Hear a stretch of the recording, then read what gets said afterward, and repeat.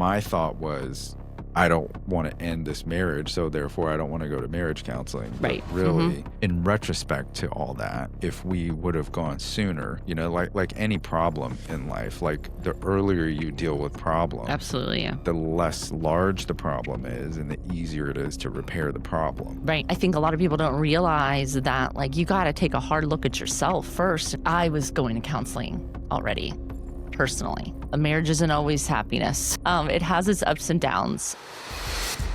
You were made to be great. Don't settle for less. You were made to be great. Don't settle for less. You were made to be great. Don't settle for less. You were made to be great. Welcome to another episode of the Made to Be Great podcast. I am joined here today with my beautiful bride, Jess. Say hi, Jess, to Hi. everybody. Today we're going to talk about marriage, and we're going to just kind of go back and forth. We have a few topic notes that I'll reference from time to time, and we're just going to roll. So first thing we're going to talk about is communication. So do you want to communicate? I was going to say, I think we've always been great communicators, but I think when we first started dating, I felt like you were mostly like a fairly good communicator as far as like your words, like, and you always like knew what to say and like, but I wasn't the greatest at communicating, at least not in a productive way. So Do you want to elaborate explain on that? for the people? I think we talked about it a little bit on the last podcast. Like, when I don't get my way, I tend to throw temper tantrums, and my way of communicating would be yelling, because that's the only way I could get you to listen.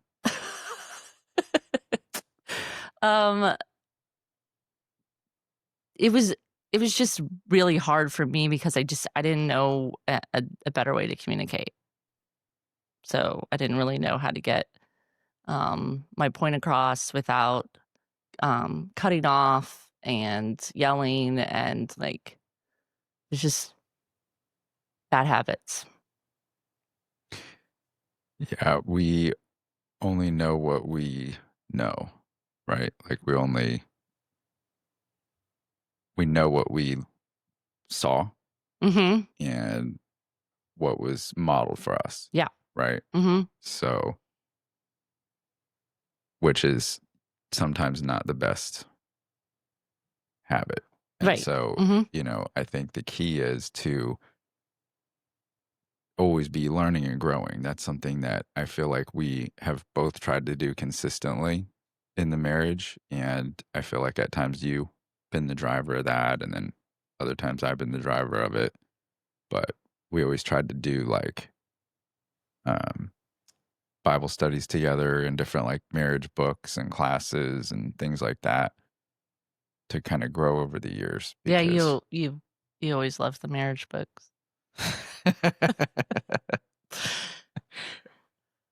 Do you want to unpack that one? No, you've never really loved the marriage books.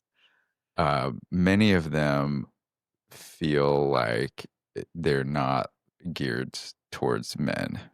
Like, Oh, you never shared that with me. I feel like the format, like, I think that was what it was. Okay, that's good to know. Like just a lot of questions, a lot of A like, lot of questions. a lot of Okay. yeah. So, and I think you picked a lot of the ones, especially early in our marriage, I think, right? Yeah, that was my gift to you when we got married was the love, I think it was the love and respect one, right? Yeah. Yeah. Yeah, we did. I remember doing that one on car trips. Oh, I don't remember that. Yeah. No. I don't remember. I thought that we talked a little bit last time about marriage counseling, and I felt like he always tried to tell us, you need to keep learning and keep growing and like one of the things that he would always give us as our homework was like questions that like probed us to like think more. And so I always enjoyed that. Like I always wanted to ask you questions. And that reminded me, one of my favorite things to ask you is tell me something you've never told me before. Man, is this a terrifying question when your And you wife always asked this to hated you? that question. Oh, and then you would be like, "Will you tell me something that you've never told me?" And I'm like, "I think I've told you everything." So that didn't go real well on my end, but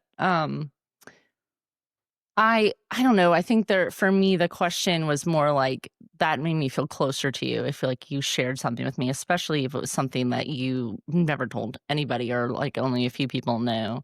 Or like something about how you felt about something, and you never shared that with somebody. So I wanted to be the only person that you shared that with. So that's why I liked that question.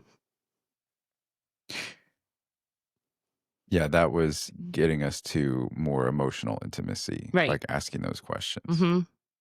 And I think most women that's what they want. They want an emotional connection. So that's why I would ask that question. That makes sense. But, I think that we had to learn, I don't remember when, but at some point we read the love languages book. I don't know if that was before we got married or after. Well, you probably didn't read it before we got married. I think I did. I Um, think did we read it while we were we dating? might have, but just learning what each other's languages were because, um, I think they say you love the other person the way that you wanna be loved. So if you would do all the things that person wouldn't feel loved because that's not the way that they feel loved. Unless you have the same love language, then it's great. But most people do Which not is marry. rare, right? Like, Usually do not marry a person that has the same love language. It's usually not doesn't go like that. So we had to learn that early on. But even if we knew it, it was still harder to initiate that because because the knee jerk reaction is to love how you right, love. it comes more natural and easier. And then to have to love somebody the way they want to be loved takes a lot more energy and effort, especially if it's not even near the top love languages. So do you want to tell what your love languages are? No? I'd love to. What are my love You don't know languages? which love I language think you don't remember them? it's it's a toss up, I think, between physical touch and affirmation. Yep. And I think depending on what's going on in my life, it could flip between one or the other, Yeah, they're you pretty know? close. Yeah. Yeah.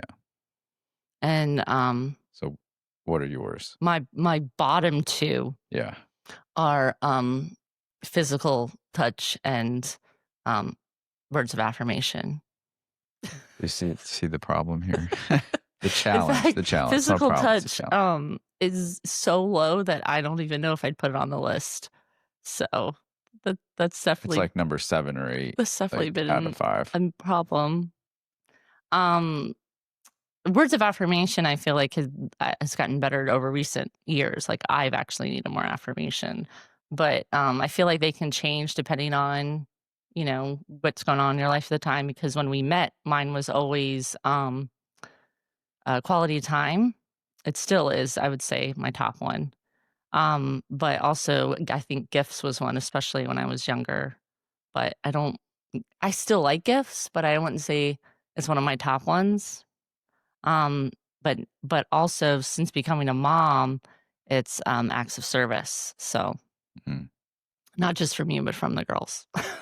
Yeah, so it's normal that your love languages will change over time, I think, I for a mean, lot of I think people. so. Maybe not for everybody, but I think they can. They can fluctuate for sure.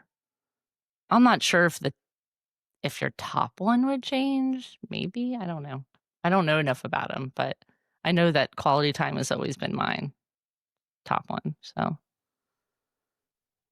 and where's quality time on your scale? Like 9. It's not important, but it's I think, for me, because I have so many demands on my time, like, it's one that is harder, I think that honestly. I think that quality time for you is good if it's short. You're like, yeah, okay, it's quality time. It's good. But I kind of like it a little longer than that. So, so this has been um a struggle for us Yeah. since the beginning. Mhm. And I think that when we went to marriage counseling, we learned Did we talk about marriage counseling on the first mm, 2 episodes? I don't remember. only a little bit. Uh, We didn't really go like a lot in How we got to it. there. No, we could talk about that if you want. I didn't mean to interrupt your thought. No, I mean, I was just saying that the love languages have been something that we've had to work on our entire marriage, and that it wasn't as simple as like love the person that way. Like what I was just saying about quality time, you're like, well, I did spend quality time with you. Like we spent like a whole hour at lunch together. Um, and I don't know why you're laughing. um, I was laughing because sometimes mentioning the time, like, I would defend. So that's, like, something to talk about, like, defensiveness, like, when your spouse says something that hurt them, like, you would say, "You don't spend enough time," and I would get defensive and say, "Well, yeah, I did. We spent an hour doing this or 2 hours doing that," and that made you feel, like, invalidated, like I didn't care because it didn't fill you up enough, I, what d- we did, and I I was mean, trying to, like, defend and say, like, I made an effort, like. we still struggle with this. Yeah. Um, because I hate that you put a time limit on everything. And I don't. And then if we get into an argument, you'd be like, we spent 2 hours We don't argue, what are you talking about? and I'd be like, were you timing it? So yeah, it's for me, there's the time could go on forever. Like I don't want it to end. And you're like, I gotta get on to the next thing. I gotta move on with my day. Um, People so text me, I have, like, 87 text messages right now, so it's. the but what we learned in marriage counseling was not just, I mean, we already knew the love languages, was but how to use them well. So like as far as like quality time, like what kind of quality time, and well, and so for me, like it's not just spending time with me, it's what are we talking about when we're spending time together? What are we doing when we're spending time together? Like I I want it to be something like, meaningful. And so we always call it meaningful conversation. And then there's the whole debate about what is a meaningful conversation. So, like, I feel like like other women would agree with me, like, what a meaningful conversation is when you're talking about stuff that's meaningful. Which is defined by what they find meaningful at that moment in time. um, so for me, like, having a like, talking meaningful would be, um, sharing like what I talked about before, like share something you've never done before, or uh I don't know, talking about something that's bothering you, like something that's been on your mind and you need to share it, or something else that's bothering you. Like I said before, like sharing something with me that you're not going to just go share with somebody else. So a lot of times you'd be like, "Hey, let's go to lunch," and we would go to lunch, and it would just be like, "Da da da," and days over, like, "Okay, I had some like lunch's over, I had a meaningful conversation." I leave there feeling empty because, well, I'm full because I ate, but emotionally, I'm not feeling any more filled up because there was nothing meaningful. But I also have had to lower my expectation that like every time we spend time together isn't necessarily always going to be this long, meaningful conversation, because that's a lot to ask, especially from someone who may not have a lot to give that day because he's giving things to other places. So I feel like I've had to learn like h- how to tell you and when to explain to you, hey, I really could use a meaningful conversation. Can we like set some time aside? And that way you can kind of more like prep yourself and be like, okay, yeah, let's do it this day. And then you're more like prepared instead of being like, hey, tell me something you never told me before. And you're like, oh my gosh, I really can't have that conversation right now. Um, so like just learning stuff like that. Yeah, something that I think is important is when you say it, like, asking for something that you need versus saying what you're not getting, you know? Mhm. Like, when Yeah. you say, like, "I'm feeling empty, I would really appreciate it if we could make some time to talk later," Right. instead of saying, like, "You never make time for me." Yeah, You know, and because then I feel, like, defensive, and then I wanna withdraw versus, like, if you say, um, "I'm hurting, come rescue me," basically, mhm. then most guys would want to step into that versus getting defensive about, Right. you don't Mhm. do this or you don't do that. So that's, I think, a really important shift that we had to make to Yeah, just the way that you would ask. Yeah, yeah, absolutely. yeah. Because the person then would be defensive if you come to them like you're not doing this and you're not doing that. Um, as far as for you, like words of affirmation, I would say, since that's not very high on my list, I don't tend to do it very often. Um, for me, that it's difficult to like. And it's not going to sound very nice, but it's just difficult for me to like give you praise all the time. Um, I I just think, it's hard for it like we were talking about before, like, you can't understand why I need to have a meaningful conversation. I don't understand why you need to be, like, constantly, like, be built up and told how great you are, though I do think you're great. I just don't think it needs to be, like, all the time, just like you don't think meaningful conversation all the time. But when you can step back and, realize how important it is to your spouse, that that's what they need. It doesn't matter how you feel about it. If you think it's dumb, if you think like, and you shouldn't say those things, um, then when you can step back and realize, hey, this is something this person really needs, and this is their need, and I want to be able to meet their need, then I feel like it really changes your perspective.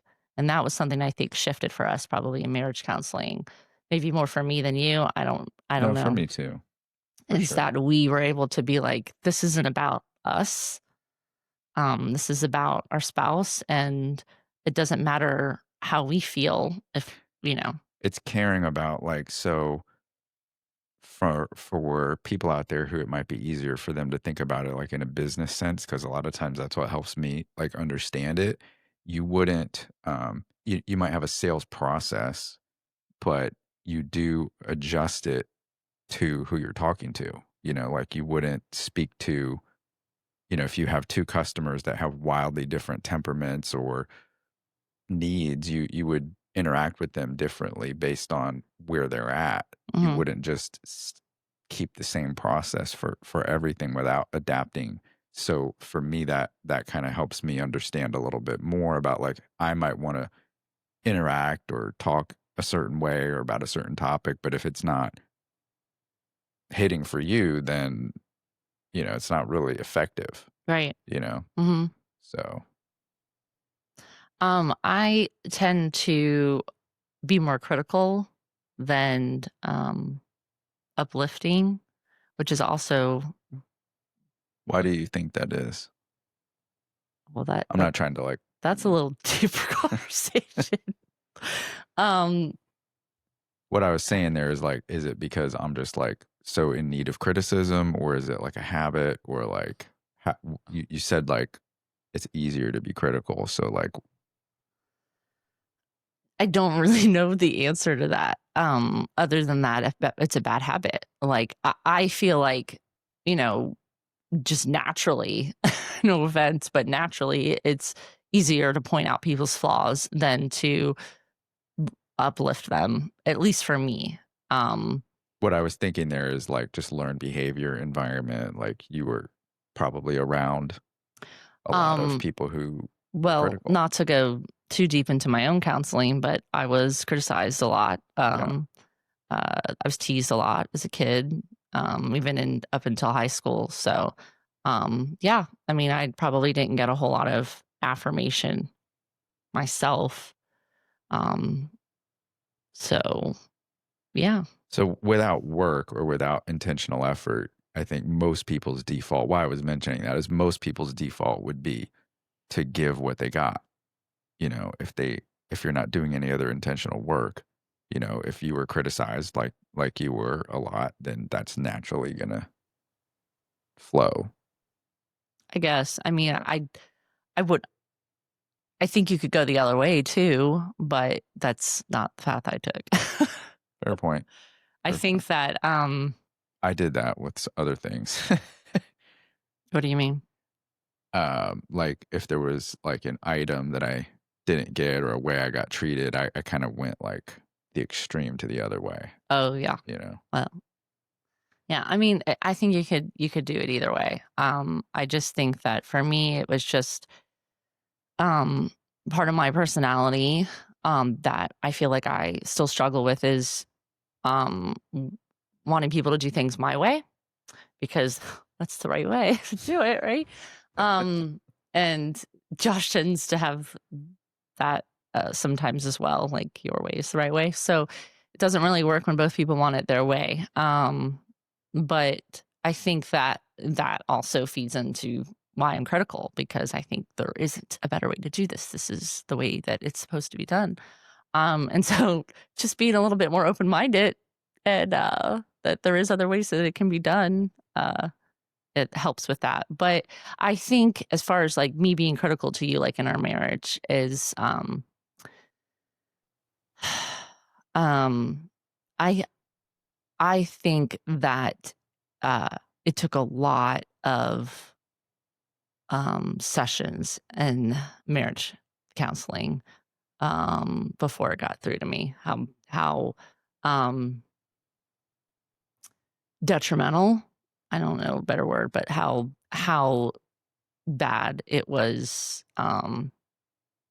hurting you and hurting our marriage. Because for me, like, I'm like, what's the big deal? Like, you said something like, roll it off. Like, what's the big deal? But, um, but for you, I feel like every time I would say something critical or whatever, like, no matter if it was like a small thing or like a really bad thing that I said when we were fighting, like you took it to heart.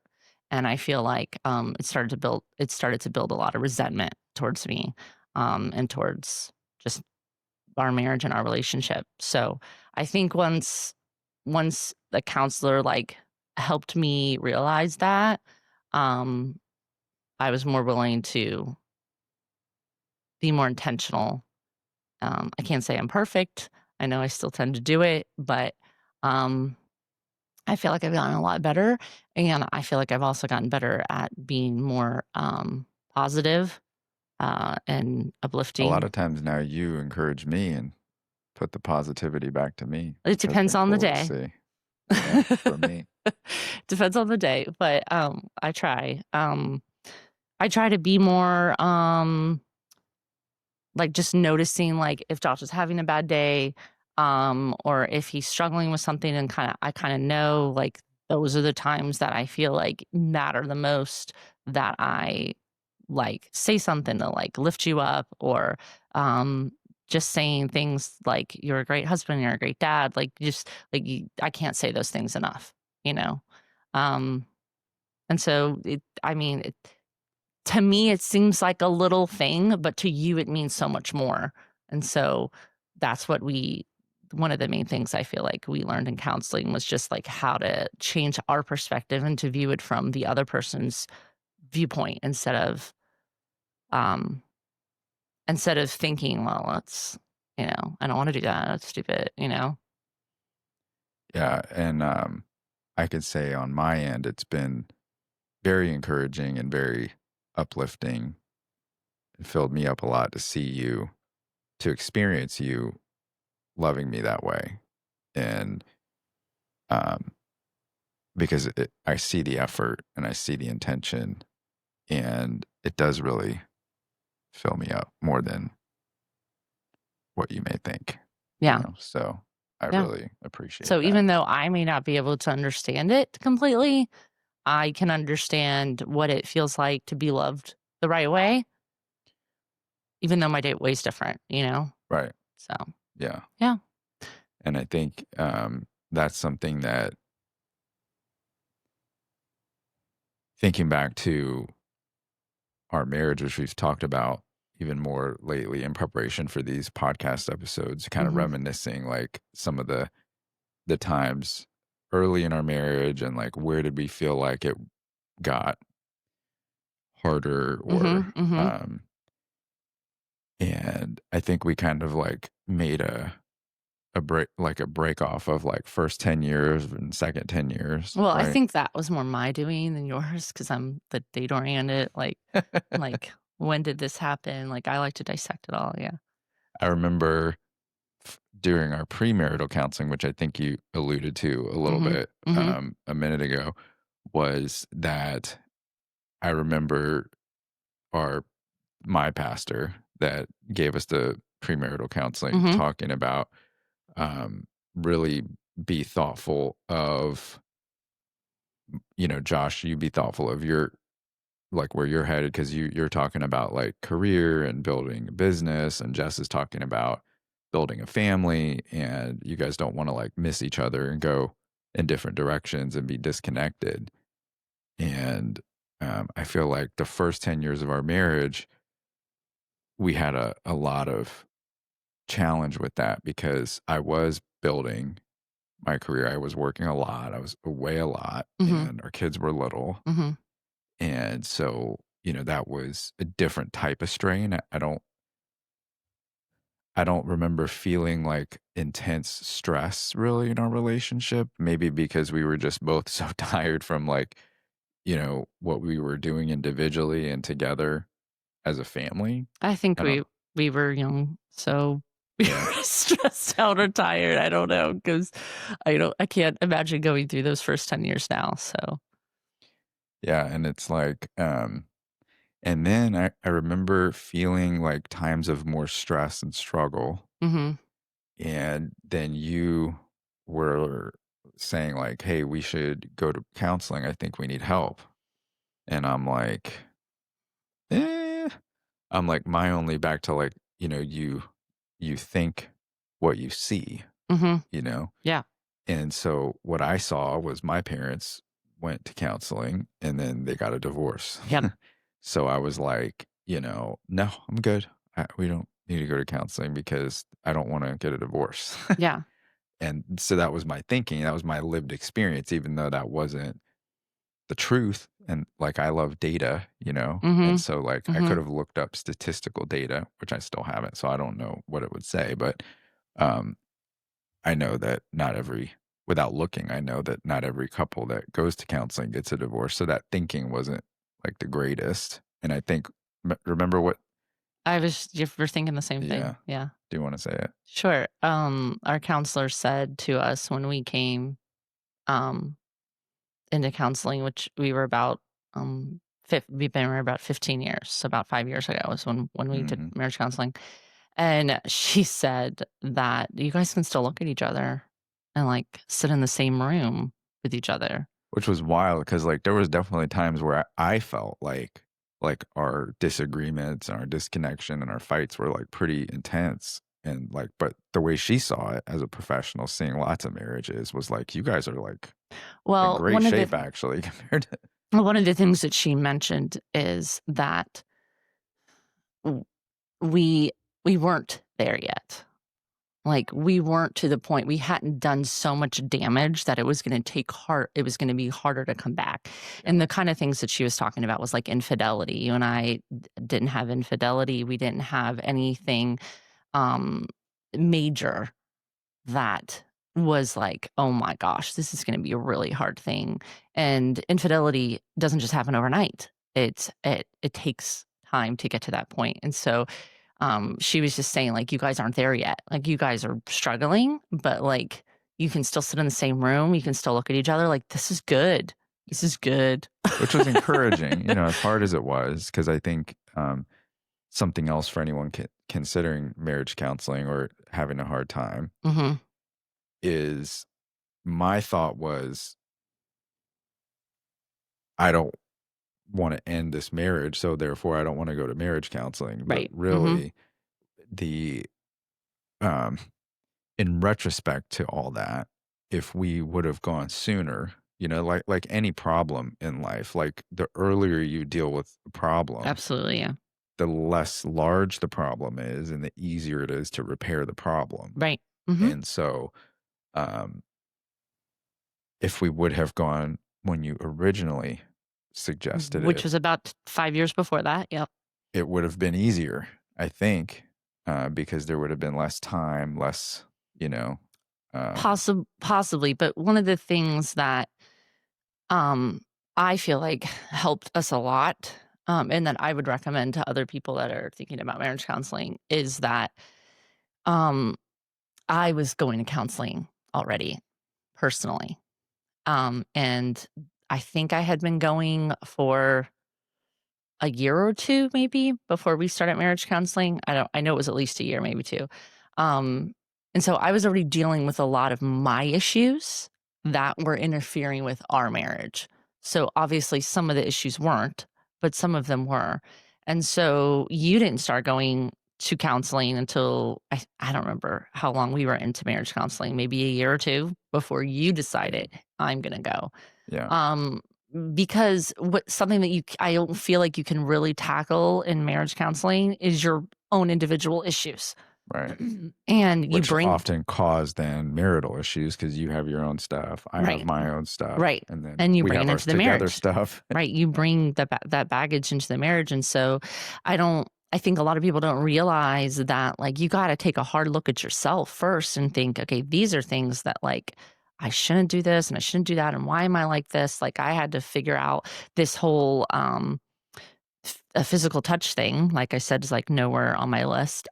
That's a whole other thing that I won't go into. But for me personally, I was able to discover like why I have such an issue with that, um, and was able to work through that. And in turn, I feel like it helped our marriage a lot. Where like now, like it's not anywhere near the top, and it's probably still my last one, but it's still But it's easier. It's it's on the easier for you list. to do now, I I feel like, because you work through your stuff and we work through together stuff. right. Mm-hmm. And then when I can try to meet your emotional needs more, Right.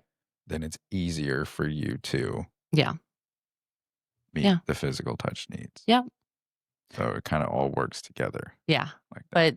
But I don't feel like I'm not saying that you can't just go to marriage counseling, but I feel like it's more helpful and if you can go to individual counseling either before you go or while you're going together. And I feel like sometimes that couples aren't ready to go together. Like you weren't ready to go. I did not go on my own for that reason. It was a different reason. It just kind of fell into my lap and I kept going. But I was not always a big fan of counseling, even though I talked about being a counselor one time. That wasn't for me. I didn't need to go. But I do. Why weren't you always a big fan of it, do you think? Well, because it's hard work. And I think So that not that you think it didn't work, but you're saying you weren't a fan because it was a lot of work. it's a lot of work that I wasn't ready to do. And that's another thing that when you said, "Oh, we've already went at the 10-year mark," I'm not sure we would have had the same response. I'm not saying it That's wouldn't true. have helped, but I feel like where we were at the time, we were both ready. Like we Yeah. both had to be ready to take that next step because if we weren't, then it wasn't going to go anywhere. Because I remember, a few sessions, especially in the beginning, where your arms are crossed or my arms are crossed, and we just like were like, I don't want to be here. There was many times we left upset. Like it wasn't fun. I don't remember very many times leaving the office happy. A few times we did. Yeah. And we don't go now. We haven't gone probably for a couple years. right? I think we went for like a good 3 years and probably pretty intense the first couple of years and then Yeah. like dwindled out the last year or so. And I think there's still times where like, we need to go back to marriage counseling. And, um, but then I always say like, well, we know what we need to do. Yeah. Like we know what the root issues are. We know what we're doing wrong and we're just falling back into our bad habits. And once we can realize, oh yeah, I shouldn't have done that. I shouldn't have said this. Like I don't feel like there's a whole lot left. I'm sure we could unpack stuff, but I don't feel like there's a whole lot left for us to, as far as that's concerned, because we know what the issues are and we know that we're going to like fall back into those issues. So